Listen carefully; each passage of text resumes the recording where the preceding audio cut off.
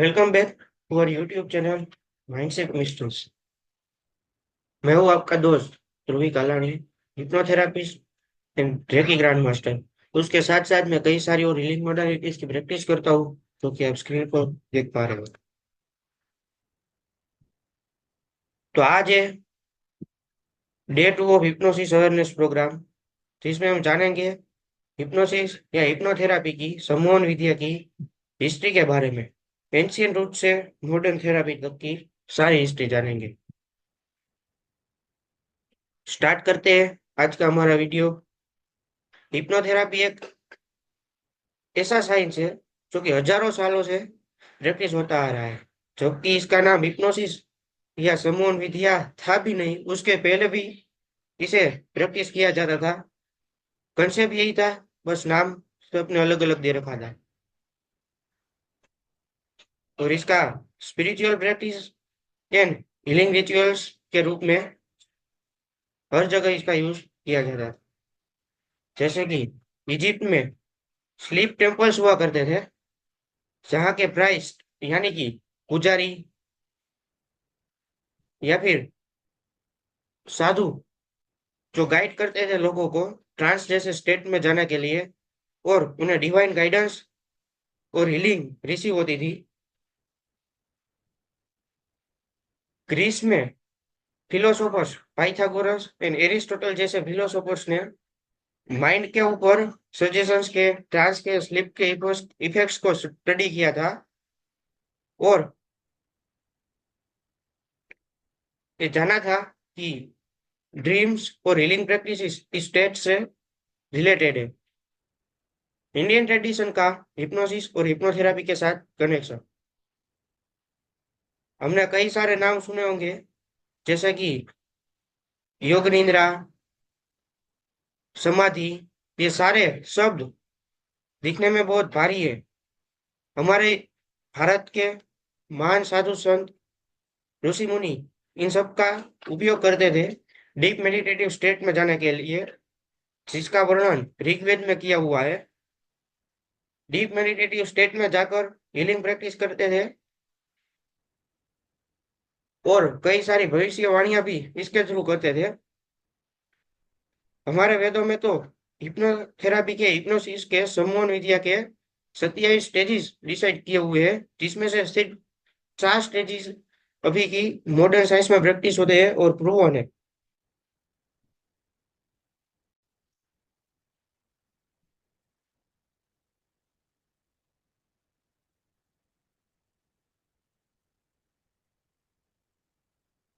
जैसे हम सब जानते हैं कि इंडिया एक डीप स्पिरिचुअल हेरिटेज है। हजारों सालों से spiritual practices, mantras, meditations, yoga की प्रैक्टिसेस इंडिया में बहुत हजारों सालों पहले से होती चली आ रही है। उसमें मेडिटेशन एंड समाधि, जैसे मैंने बताया कि कई सारे योगी, साधु संत, महात्मा और ऋषि मुनि डीप मेडिटेशन में जाते थे, जिसे समाधि बोलते थे। वो एक ट्रांस स्टेट में जाकर ही सबकॉन्शियस माइंड को एक्टिव करके सबकॉन्शियस माइंड से वर्क कराने की प्रैक्टिस ही थी, जिसे हम अभी सेल्फ हिप्नोसिस के नाम से जानते हैं। मंत्रा और हिप्नोसिस, मंत्रास का हिप्नोथेरापी के साथ क्या कनेक्शन है? तो हमने सुना होगा कि किसी भी मंत्र को 108 बार इतनी मालाएं जप करना है, रिपीटेशन करना है, चांट करना है। उसका मीनिंग क्या है कि जब हम किसी भी मंत्र को एक रिदमिक पैटर्न में, एक इस तरह से चांट करते हैं रिपीटेटिव, तो हमारा कॉन्शियस माइंड बहुत ही फोकस हो जाता है, और सबकॉन्शियस माइंड तक हमारा उस मंत्र और हमारी वाइब्रेशन पहुंचा सकते हैं। हमारे वेदों में हमारे साधु संतों ने, महात्माओं ने मंत्र को इस तरह से डिजाइन किया हुआ था कि जिसमें रिपीटेशन से सबकॉन्शियस माइंड तक पहुंचकर उसकी वाइब्रेशन और अफर्मेशंस भी सारे मंत्र में जुड़े हुए हैं। जो कि आप कई सारे मंत्र को अगर समझेंगे डिटेल में, तो हमें पता चलेगा कि ये मंत्र कैसे वर्क करता है। तो उस मंत्र के पीछे का साइंस भी हिप्नोसिस से रिलेटेड है। और हम आगे जाकर इसके बारे में बहुत डीप में जानेंगे। उसकी एक स्पेशल वीडियो हमारे चैनल में आएगी। आयुर्वेदा और हिप्नोसिस का भी कनेक्शन है। कई सारी दवाएं आयुर्वेद में योग निद्रा के साथ दी जाती है, जो कि एक डीप रिलैक्सेशन की प्रैक्टिस है। कई सारी बीमारियां डीप रिलैक्सेशन से हमारी बॉडी को पूरा रिलैक्स करके ठीक की जा सकती है। तो हमने सारे देशों में कई देशों में हिप्नोथेरापी का कैसे यूज होता था वो तो जाना। उसके साथ हिप्नोथेरापी एंशियंट रूट से मॉडर्न थेरापी में कैसे कन्वर्ट हुई। तो हम देख पा रहे हैं कि 18वीं सदी में फ्रांस एंटोन मेस्मर नाम के एक मेस्मर थे, जो कि एनिमल मैग्नेटिज्म का प्रैक्टिस करते थे। वो लोगों को ठीक किया करते थे।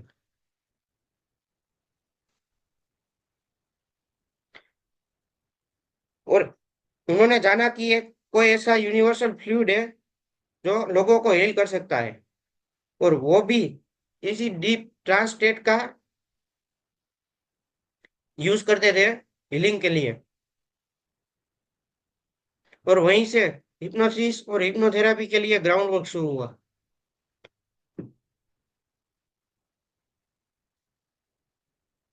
मिड 18 में जेम्स ब्रेड ने हिप्नोसिस नाम की टर्म्स को जन्म दिया, जो कि एक स्कॉटिश फिजिशियन थे जेम्स ब्रेड नाम के। उन्होंने हिप्नोसिस शब्द को जन्म दिया। एक ग्रीक वर्ड हिप्नोस है जिसका मीनिंग स्लीप होता है, उसके ऊपर से हिप्नोसिस या हिप्नोथेरापी नाम के शब्द को जन्म दिया। लेकिन एक्चुअली में हिप्नोसिस एक स्लीप नहीं है, लेकिन स्लीप की तरह एक हाई हाई फोकस का स्टेट है। हाई फोकस एंड अटेंशन का स्टेट है।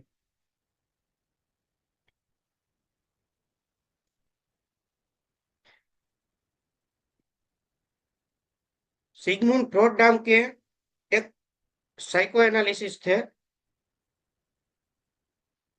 उन्होंने अपने वर्क में हिप्नोथेरापी का बहुत यूज किया था।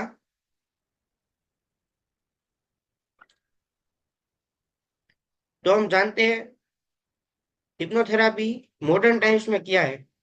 तो 20 और 21वीं सदी में हिप्नोसिस का इवोल्यूशन हुआ। आज हम उसे मेडिसिन में, मेडिकल साइंस में, साइकोलॉजी में और सेल्फ इम्प्रूवमेंट में इसका प्रैक्टिस करते हैं। तो क्लिनिकल हिप्नोसिस क्या है? तो हिप्नोथेरापी एक मेन स्ट्रीम है थेरापी की, जो लोगों को कई सारे इश्यूज ओवरकम करने में हेल्प करता है, जैसे कि anxiety, stress, depression, addiction, phobias और कई सारे क्रोनिक पेन को भी हिप्नोथेरापी के थ्रू से, हिप्नोथेरापी की मदद से हील किया जा सकता है।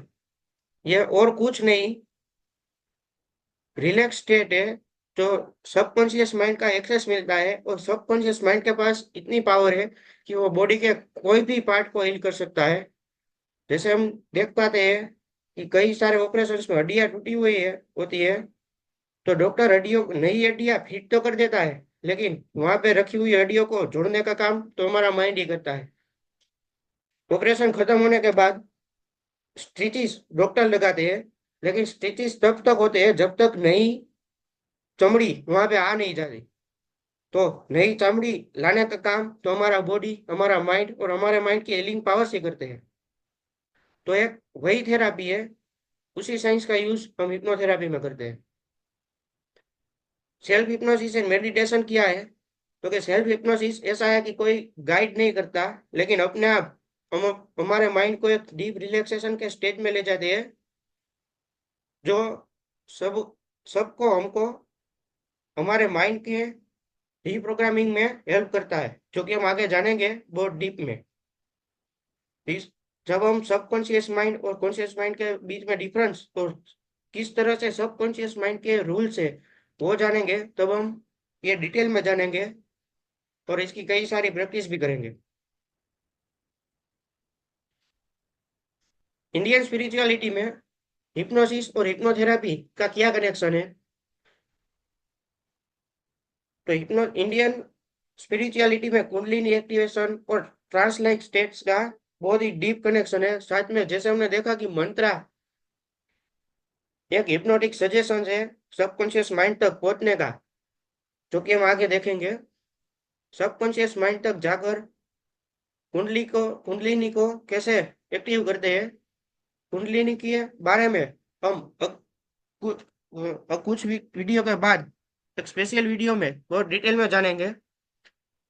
हमारे शरीर के अंदर 7 चक्रा के साथ साथ 3 नाड़ियां होती है, Ida, Pingala and Sushumna. And मूलाधार चक्र में हमारी कुंडलिनी होती है जिसे जागृत करते हैं।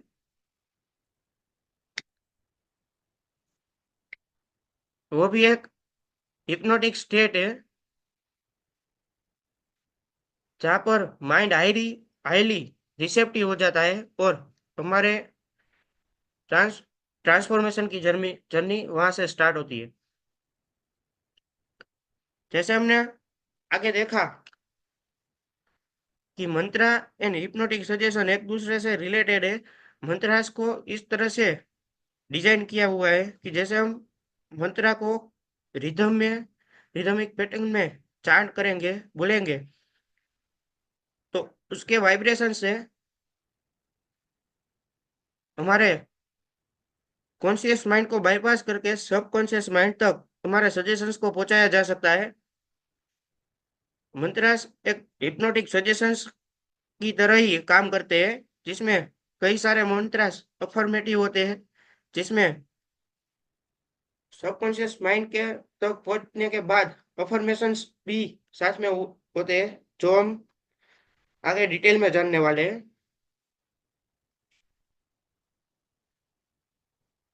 तो आज हमने हिप्नोथेरापी का कल्चर कहाँ से स्टार्ट होता है, हजारों सालों पहले से आज हिप्नोथेरापी किस तरह से वर्क करती है, वो सफर तय किया। हमारे इंडियन कल्चर में हिप्नोसिस किस तरह से पर कैसे यूज होता था, जैसे समाधि, योग निद्रा और हिप्नोथेरापी का क्या कनेक्शन है, कैसे हम हिप्नोथेरापी के थ्रू कई सारे प्रॉब्लम्स को, डिस्कम्फर्ट को हील कर सकते हैं, वो हमने देखा। तो मिलते हैं हमारे वीडियो में, अगले वीडियो में, जिसमें हम जानेंगे हिप्नोथेरापी हिप्नोथेरापी और हिप्नोसिस या सम्मोहन विद्या के बारे में कई सारे मिथ्स है जो कि बहुत गलत है लेकिन लोगों में बहुत प्रचलित है। तो सबसे पहले हिप्नोथेरापी के बारे में लोगों के अंदर जो डर है, वो उसमें से कितनी सच्चाई है वो जानना बहुत जरूरी है। तो अगले वीडियो में हम जानेंगे। तो बने रहिए हमारे साथ, हमारी इस यूट्यूब चैनल माइंडशिप मिस्ट्री में। लाइक करें, शेयर करें एंड सब्सक्राइब करें हमारी इस यूट्यूब चैनल को। साथ में सजेशन भी दें कि किस टॉपिक पर आपको हिप्नोथेरापी के बारे में जानना है, तो हम बहुत ही ट्राई करेंगे ज़्यादा कि जो आपको जानना है उस टॉपिक पर हम वीडियो रख सके, वीडियो बना सके। थैंक यू सो मच ये वीडियो देखने के लिए।